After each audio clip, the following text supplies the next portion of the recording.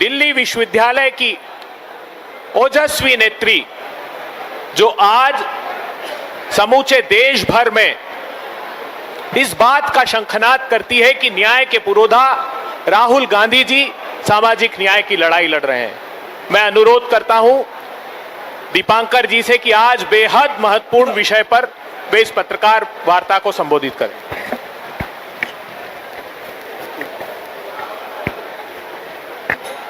IIT अपने गलती से बताया, मैं आईएसआई में था, इंडियन स्टैटिस्टिकल इंस्टीट्यूट।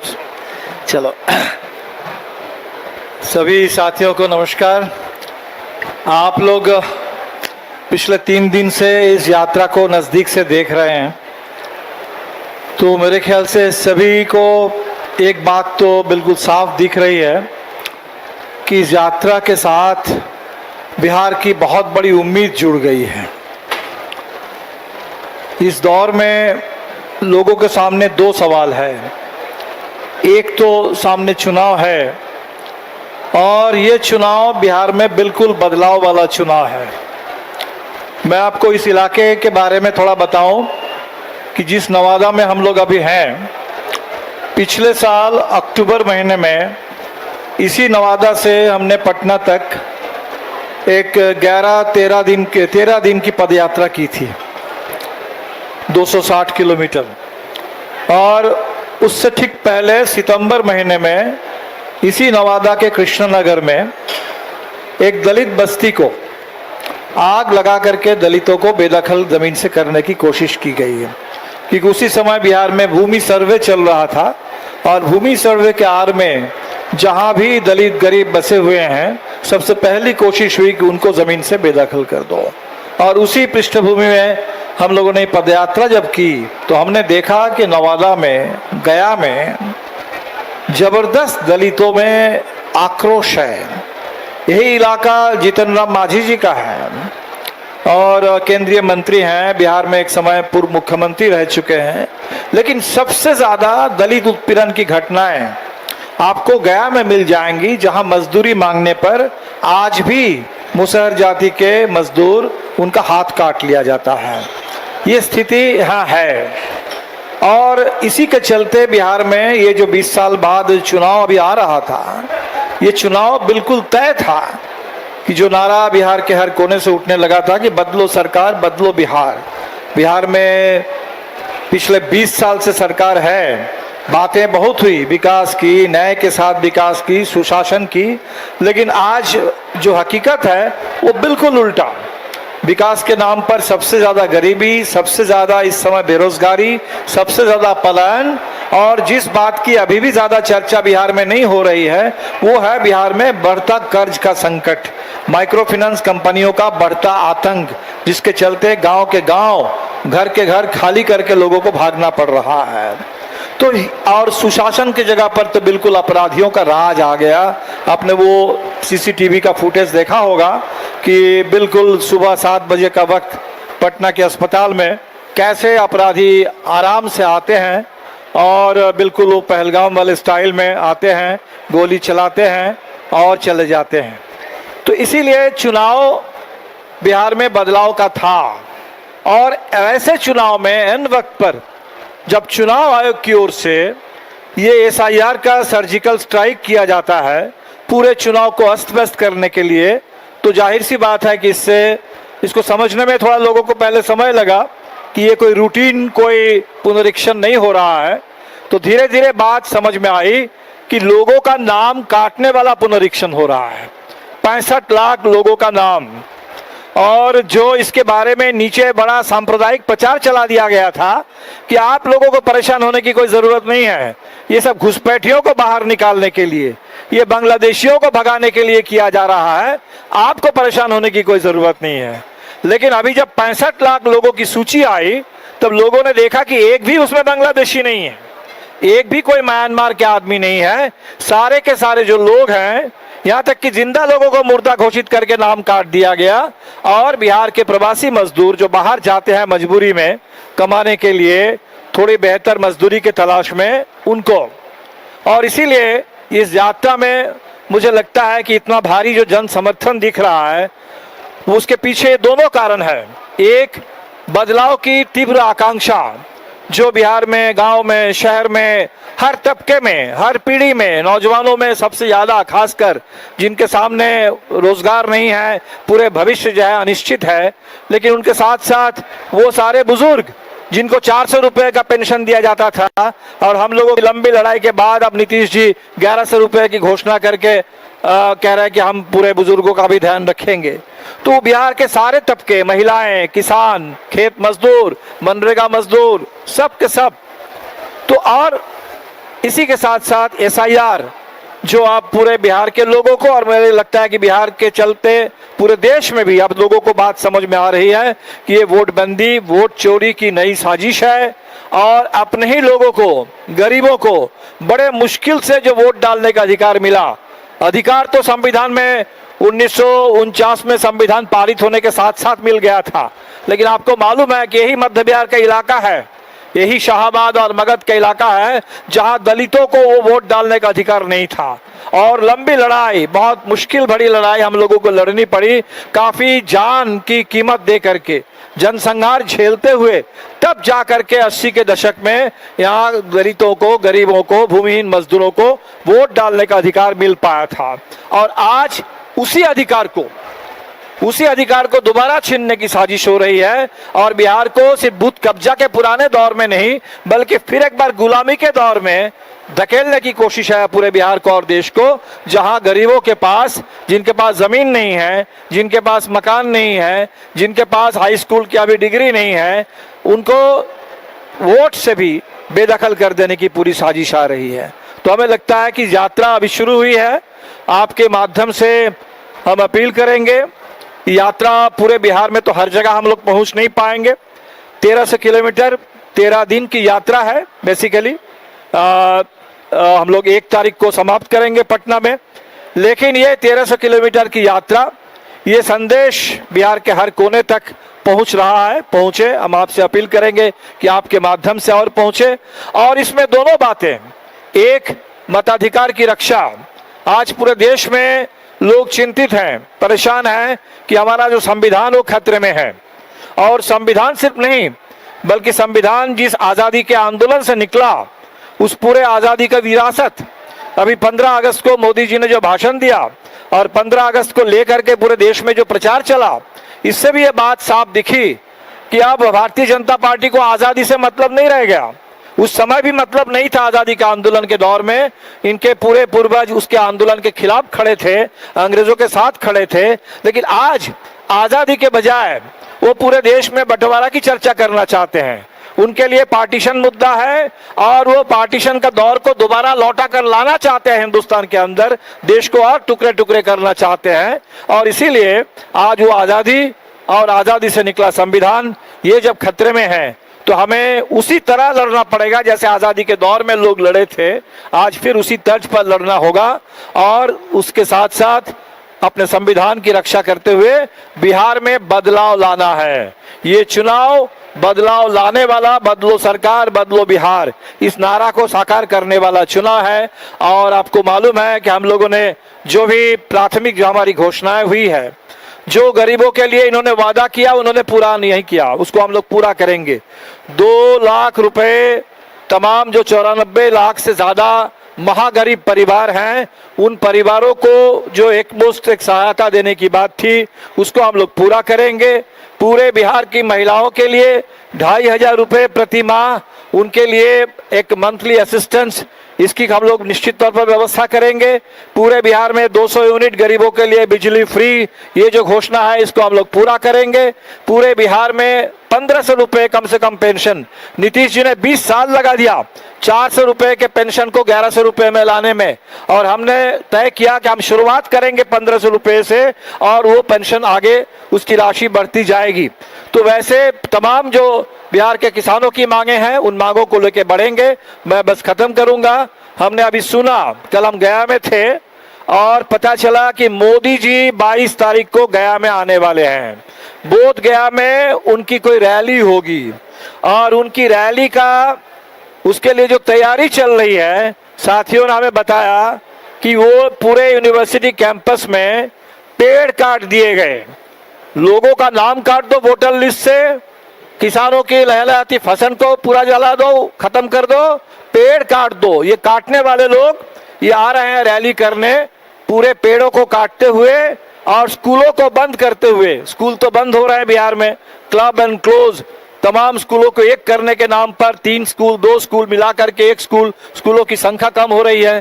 तो ये शिक्षा विरोधी, ये पूरे गरीब विरोधी, ये बिहार विरोधी, ये लोकतंत्र विरोधी ये जो निजाम है, जो डबल इंजन है, अब तो डबल इंजन फेल कर गया और इस डबल इंजन के खटारा सरकार को बदलना है और ये यात्रा आगे चलेगी।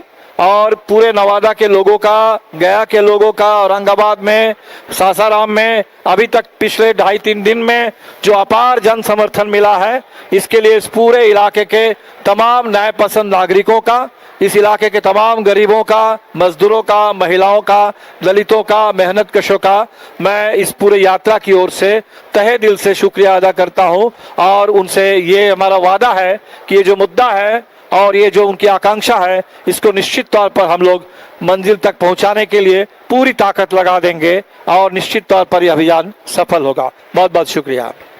अब मैं हेलो हेलो हेलो हेलो हूं महिला कांग्रेस की राष्ट्रीय अध्यक्षा, ओजस्वी वक्ता, प्रखर नेता अलका लांबा जी से कि वे आपको संबोधित करें। आप सभी पत्रकार साथियों को मेरा नमस्कार। साथियों, श्री राहुल गांधी जी ने इस देश में भारत जोड़ो यात्रा की, भारत जोड़ो न्याय यात्रा की। हमें इस देश में लोकतंत्र में, संविधान में, संवैधानिक हक, एक वोट के अधिकार को बचाने के लिए वोट अधिकार यात्रा भी करने पड़ेगी, ये कभी सोचा नहीं था। संविधान में मिले उस अधिकार को बचाने की ये यात्रा श्री राहुल गांधी जी के नेतृत्व में पूरा इंडिया अलायंस गठबंधन, संसद से सड़क तक एक ही गूंज है, वोट चोर गद्दी चोर। और इन वोट चोरों से ये यात्रा खत्म होने तक गद्दी छुड़ाने का लक्ष्य हम प्राप्त करने की तरफ बढ़ चुके होंगे। किसी की गद्दी छूटे ना छूटे, इस यात्रा का जो माहौल बन रहा है ये निश्चित है इस यात्रा के समाप्त होते होते मुख्य चुनाव आयुक्त ज्ञानेश कुमार की कुर्सी जरूर छूट चुकी होगी। पैर पे कुल्हाड़ी मारी है ज्ञानेश कुमार जी आपने। 17 तारीख को यात्रा शुरू होती है, 17 तारीख को ही चुनाव आयोग, कभी आपने देखा है संयुक्त प्रेस वार्ता, वो भी बिना किसी चुनाव के हो रही हो? चुनावों की घोषणाएं होती हैं तो चुनाव आयोग आते हैं, लेकिन कोई चुनाव नहीं है। यात्रा का डर पूरे चुनाव आयोग को प्रेस वार्ता करने पर मजबूर करता है। सोच रहे थे यात्रा शुरू होने से पहले ही गुमराह कर देंगे, सवाल खड़े कर देंगे, लेकिन जो सवाल खड़े किए उसमें खुद गिर गए। पत्रकारों ने 17 तारीख को सवाल पूछे चुनाव आयोग से कि विपक्ष की मांग है क्या। आज वही मांग राहुल गांधी जी, तेजस्वी यादव जी, हमारे लेफ्ट के नेता बैठे हैं, सभी लोग क्या मांग है? पहली मांग, इलेक्ट्रॉनिक वोटर लिस्ट सार्वजनिक कर दीजिए।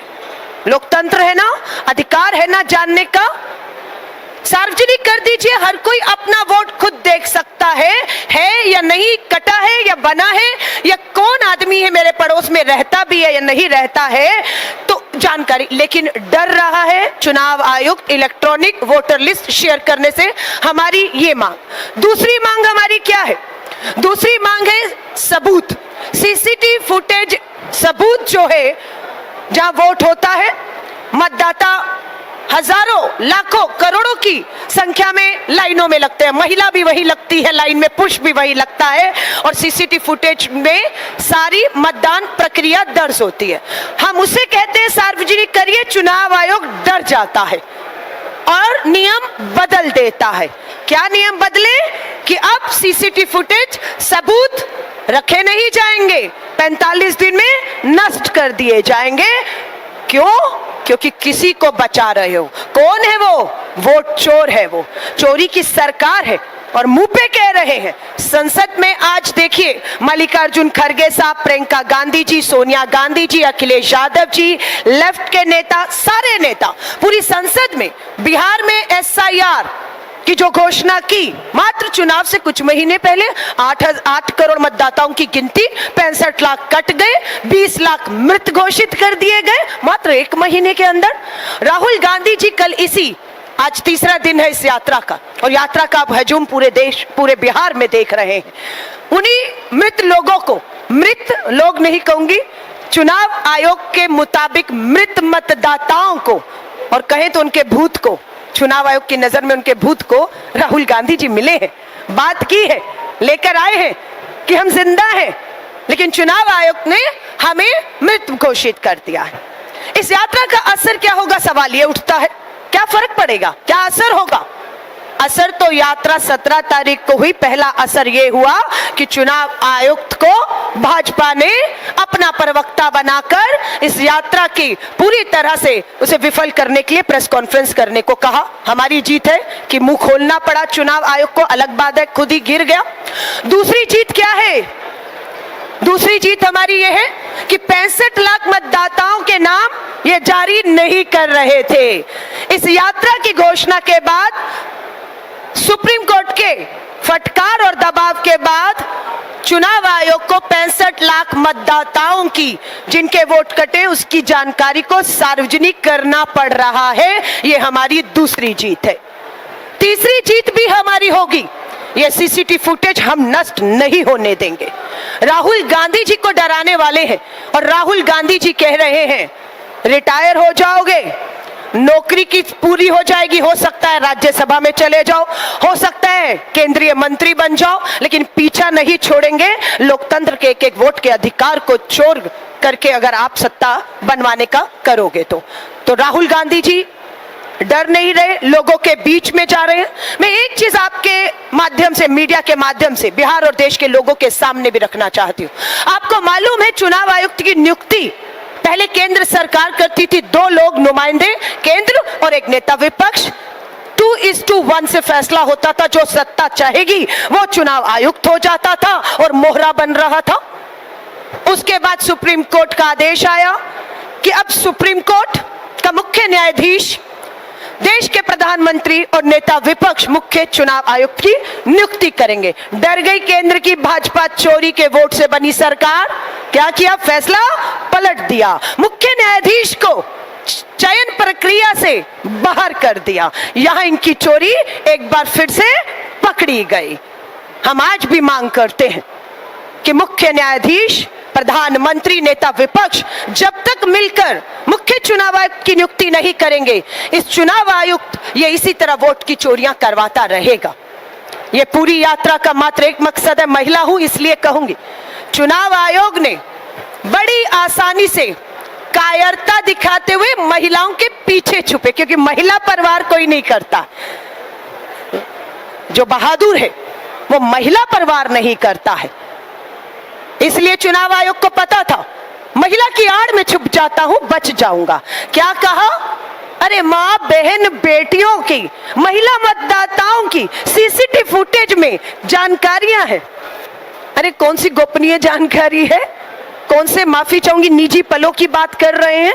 कौन सी उसके घर की और कमरे की बात है? सार्वजनिक लाइनों में लगकर वोट डाला है। हाँ, उसको हक है कि उसका वोट सीसीटीवी फुटेज में दर्ज हुआ था, मैं गई थी, डाला था, या मेरा कोई वोट डाल कर गया था, मैं नहीं थी, मेरा वोट डला हुआ है, उसे जानने का हक है। तो चुनाव आयुक्त को कहूंगी, इतनी कायरता, इतनी बेशर्मी, ज्ञानेश कुमार जी मत दिखाइए। महिला कांग्रेस की राष्ट्रीय अध्यक्ष हूं, पूरी यात्रा में महिलाओं से ही संवाद करने की जिम्मेदारी है मेरी। महिलाएं खुद ये कह रही हैं, ये सीसीटीवी फुटेज से हमें कोई परेशानी नहीं है, लोकतंत्र बचाना है, वोट चोरी होने से बचाना है, इसे सार्वजनिक करिए, और हम करवा कर रहेंगे इसे सार्वजनिक। इसी के साथ भट्टाचार्य जी ने मुद्दों की बात की। ये क्यों खेल हो रहा है? क्योंकि भाजपा को पता लग चुका है कि वो बिहार का चुनाव हारने जा रही है। ये एनडीए गठबंधन को पता लग गया है। कब पता लगा? जब नारा दिया अब की बार 400 पार, 400 पार नहीं आए, बैसाखी पर आए। और बैसाखी कहां की? बिहार की। और इन्हें पता है कि बिहार चुनाव हारे तो खाली यहीं से नहीं, दिल्ली से बाहर हो जाएंगे।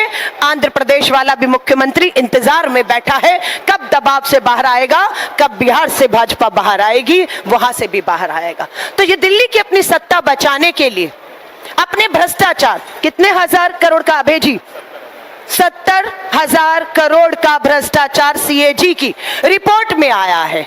सिर्फ चुनाव आयोग पे राहुल गांधी जी कार्रवाई की बात नहीं कर रहे हैं, एक एक भ्रष्टाचारी के ऊपर बात होगा।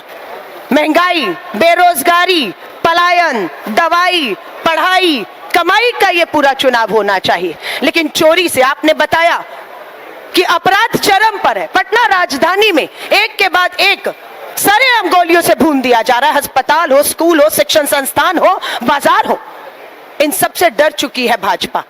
और आ रहे हैं देश के प्रधानमंत्री नरेंद्र मोदी जी, आ जाइएगा। इस यात्रा के सामने आप टिक नहीं पाएंगे। हम एक बार फिर कल इंडिया अलायंस के 20 दलों ने कॉन्स्टिट्यूशन क्लब में चुनाव आयोग की प्रेस कॉन्फ्रेंस का जवाब मुंह तोड़ दिया है। प्रेस वार्ता लाइव है, आप देखिएगा। कुछ बहादुर पत्रकार साथियों ने बिना डरे चुनाव आयोग से सवाल किए और चुनाव आयोग ने उसके जवाब लोकतंत्र में नहीं दिए हैं। राहुल गांधी जी की ही बात नहीं है, बात लोकतंत्र में उठ रहे एक आम मतदाता से लेकर पत्रकार से लेकर मुख्य न्यायाधीश अदालतों में भी सवाल पूछ रहे हैं, उसके जवाब मिलने चाहिए। लेकिन चुनाव आयोग उससे डर रहा है। मैं वापस चुनाव आयुक्त ज्ञानेश कुमार जी और उनको कहूंगी, ये संवैधानिक पद पर आप जो बैठे हैं, उस पद की गरिमा को बनाए रखिए। और हम सब लोग बिहार के लोगों का अभी तक की जो तीसरी दिन है यात्रा का, तहे दिल से धन्यवाद करते हैं। सासाराम से ये यात्रा शुरू होती है, पूरी वहां से आपके औरंगाबाद, गया, नवादा होते हुए कल 20 अगस्त श्री राजीव गांधी जी का जो है जन्म दिवस है। एक दिन का ब्रेक रहेगा, पूरा देश राजीव गांधी जी को श्रद्धांजलि देगा, याद करेगा। और ये यात्रा 21 तारीख को फिर शुरू होगी। और बिहार के लोगों को कहेंगे, ये यात्रा आपकी है, ये यात्रा संविधान में मिले एक वोट के अधिकार की है। यात्रा का नाम है वोट अधिकार यात्रा।